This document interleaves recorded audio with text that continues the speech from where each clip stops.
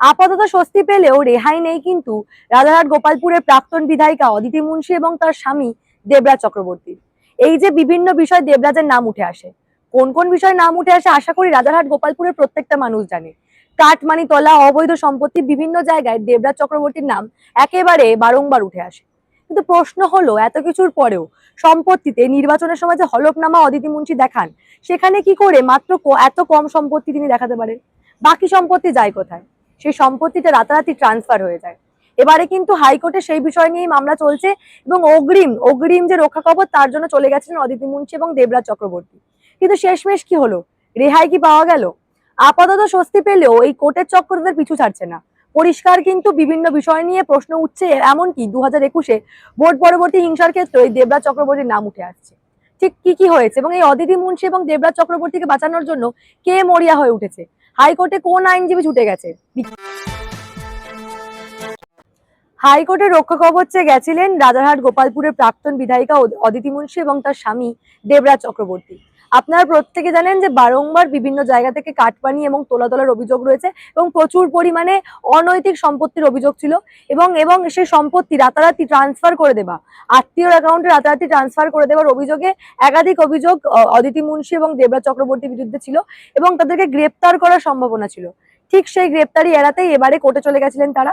এবং যেমনটা আপনাদেরকে আগেও বলেছিলাম, কোর্টে যাওয়ার পরে এই মামলাটা লড়েছেন বিকাশ রঞ্জন ভট্টাচার্য। একেবারে ঠিক শুনছেন, বিকাশ রঞ্জন ভট্টাচার্য অদিতি মুন্সি এবং তার স্বামীর হয়ে হাইকোর্টে লড়েছেন এবং আপাতত 19শে জুন পর্যন্ত স্বস্তি অদিতি মুন্সি এবং তার স্বামী কাউকে আগামী 19শে জুন পর্যন্ত গ্রেপ্তার করা যাবে না। আপাতত মৌখিকভাবে রক্ষা কবচ দিয়েছে হাইকোর্ট এবং সেখানে এই রক্ষা কবচটা আদায় করিয়ে এনে দিয়েছেন বিকাশ রঞ্জন ভট্টাচার্য। জানি অনেকেই এবার বলবেন তিনি একজন আইনজীবী, তিনি কারুর পক্ষেও কোর্টে লড়তে পারেন, এটার সঙ্গে দলের কোনো সম্পর্ক নেই। কিন্তু বিষয় হলো যেখানে তিনি জানেন যে এত পরিমাণ টাকার অভিযোগ রয়েছে, যেখানে দেখা যাচ্ছে প্রায় যেহেতু নির্বাচনের সময় একটা হলফনামা দিতে হয়, সেই হলফনামায় সম্পত্তির পরিমাণ দেখাতে হয়, সেই সম্পত্তির পরিমাণ কম দেখানোর জন্য প্রচুর পরিমাণ টাকা কিন্তু আত্মীয়র অ্যাকাউন্টে পাঠিয়ে দেওয়ার চেষ্টা করেছেন তারা। এবং এই টাকার উৎসটা কি? এত পরিমাণ টাকা অদিতি মুন্সি এবং তার স্বামী পাচ্ছে কোথা থেকে? এতদিন ধরে রাজারহাট গোপালপুরে প্রত্যেকটা মানুষ জানে যে অদিতি মুন্সির স্বামী দেবরাজ চক্রবর্তী ঠিক কোথা থেকে টাকা নেয়। যে কোনো রকম টাকা তোলার অভিযোগ কিন্তু বারংবার দেবরাজ চক্রবর্তীর বিরুদ্ধে এসছে এবং এটা রাজারহাট গোপালপুরের প্রত্যেকটা মানুষই জানে।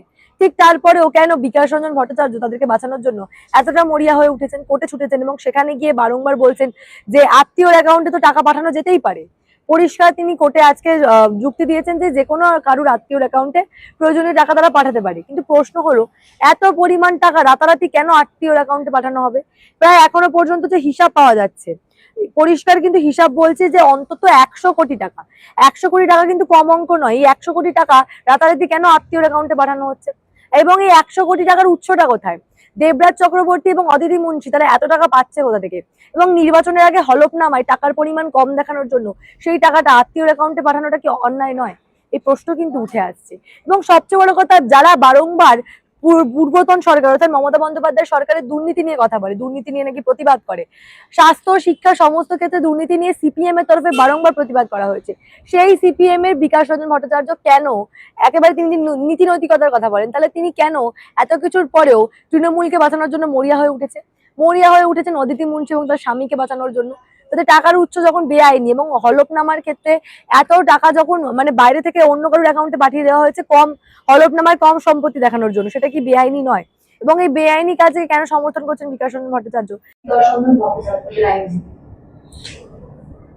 কে কার সঙ্গে কি করছে লোকে দেখছি সমাজ মাধ্যমে সিপেমুল বলে একটা নতুন কয়েনেজ বার করেছেন।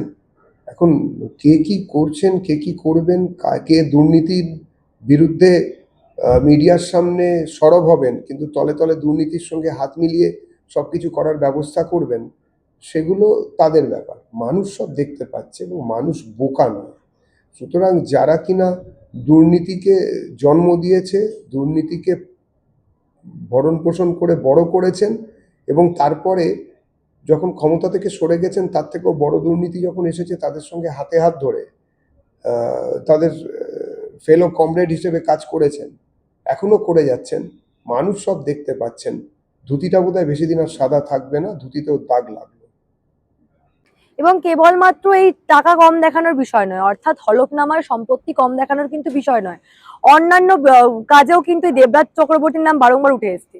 2021-এর ভোট পরবর্তী হিংসাতেও কিন্তু দেবরাজ চক্রবর্তীর নাম রয়েছে বলেই আজকে রাজ্যের অতিরিক্ত অ্যাডভোকেট জেনারেল হাইকোর্টকে জানিয়েছেন, এবং কোর্টের তরফে পরিষ্কার বলা হয়েছে যে আগামী শুনানিতে এই অদিতি মুন্সি এবং দেবরাজ চক্রবর্তীর বিরুদ্ধে যাবতীয় তথ্য রাজ্য দেবে এবং তারপরে তারা কোনো সিদ্ধান্তে আসবে। আপাতত 19শে জুন পর্যন্ত রক্ষা কবচ দেওয়া হয়েছে, কিন্তু রক্ষা কবচ পাওয়ার অর্থ নয় যে তারা বেঁচে গেছেন। এখনো কিন্তু মামলা চলবে এবং পরবর্তী শুনানিতে সম্পূর্ণ তথ্য রাজ্যের তরফে দেওয়া হবে যে ঠিক কিভাবে এই বেআইনি সম্পত্তি তারা করেছেন এবং আর কি অভিযোগ রয়েছে তাদের বিরুদ্ধে, সমস্ত তথ্য কিন্তু পরবর্তী শুনানিতে দেওয়া হবে। এখন দেখার বিষয় ঠিক কি ব্যবস্থা নেওয়া হয় দেবরাজ চক্রবর্তী এবং অদিতি মুন্সির বিরুদ্ধে। সত্যি সত্যি কি এত পরিমাণ বেআইনি সম্পত্তি নিয়ে পার পাওয়া যায় এবং ইচ্ছাকৃতভাবে ভোটে লড়ার জন্য যে হলফনামা, সেই হলফনামায় কম সম্পত্তি দেখানোর জন্য রাতারাতি এইভাবে টাকা ট্রান্সফার করা যায়? এবং বিকাশ রঞ্জন ভট্টাচার্যের মতো দক্ষ আইনজীবী যে কথাটা যে যুক্তি দিচ্ছেন যে আত্মীয়র অ্যাকাউন্টে তো টাকা পাঠানো যেতেই পারে, 100 কোটি টাকা কি রাতারাতি যে কারোর অ্যাকাউন্টে পাঠিয়ে দিতে পারা যায়? তার বিরুদ্ধে কি কোনো প্রমাণ থাকবে না যে কেন পাঠানো হচ্ছে, কি প্রয়োজনে 100 কোটি টাকার অঙ্ক ট্রান্সফার হচ্ছে? এই প্রশ্ন কি করা যেতে পারে না? বিকাশ রঞ্জন ভট্টাচার্যের মতো আইনজীবী যারা বারংবার দুর্নীতির কথা বলেন, যারা সিপিএম এর পক্ষ থেকে বারংবার তৃণমূল সরকারের দুর্নীতির কথা বলেন, তারা কেন দেবরাজ চক্রবর্তী এবং অদিতি মুন্সির মতো লোককে বাঁচানোর জন্য এতটা মরিয়া হয়ে উঠছে? এই প্রশ্নগুলো কি সত্যি আপনাদের মনে উঠছে না? এই বিষয় নিয়ে আপনারা কি ভাবছেন? আপনাদের মূল্যবান এবং গুরুত্বপূর্ণ মতামত অবশ্যই জানাবেন দ্য নিউজ বাংলার কমেন্ট সেকশনে, এবং দেখতে থাকুন দ্য নিউজ বাংলা।